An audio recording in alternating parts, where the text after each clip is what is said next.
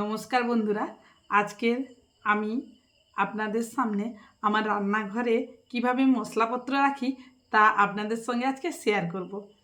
ঠিক আছে, তাহলে আমি শেয়ার করছি। দেখুন, আমি আমরা যখন রান্না করি আমাদের রান্নাঘরে মশলাপাতিগুলো আলাদা আলাদা কৌটায় রাখি, তখন আমাদের খুব অসুবিধা হয়। কিন্তু যদি একসঙ্গে সমস্ত মশলাপাতি থাকে তাহলে আর কোনো সমস্যা নেই। তার জন্য আমি একটা মশলার বক্স কিনেছি।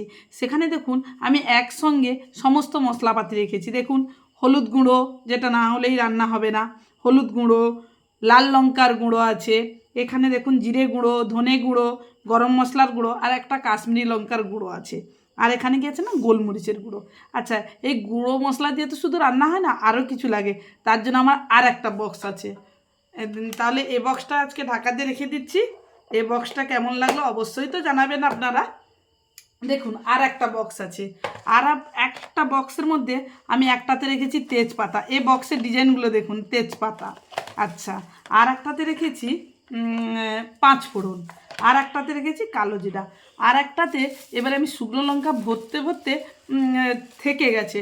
আসলে লঙ্কাগুলো যদি বোঁঠাটা আমি ছাড়িয়ে রেখে দিই তাহলে রান্নার সময় তো তাড়াহুড়ো করতে হয় না, কারণ লঙ্কাগুলো বোঁঠা ছাড়াতে দেরি হয়ে যায়, তখন বাচ্চা স্কুল যাবে, কিংবা আর আমার তো দোকান আছে, তার জন্য দোকানে কাস্টমারও চলে আসে, বাড়ির সাথে দোকান তো, তার জন্য দোকানে কাস্টমার চলে এলে আমি আর তখন তাড়াতাড়ি করে উঠতে পারি না, আর তাড়াতাড়ি করতে হয়।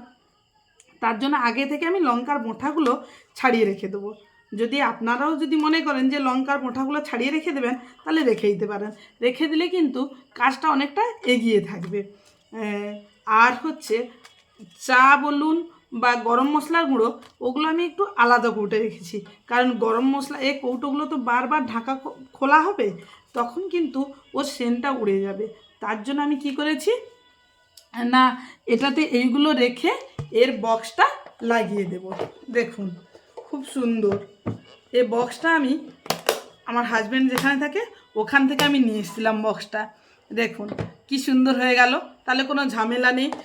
আর একটা বক্স রেখে দিলাম, দুটো বক্স একটুখানি জায়গার মধ্যে এতগুলো কৌটো অনেকটা জায়গা নেবে, তার থেকে দুটো বক্স রেখে দিলে তাহলে খুব কম জায়গার মধ্যে মশলাটা রাখা যাবে।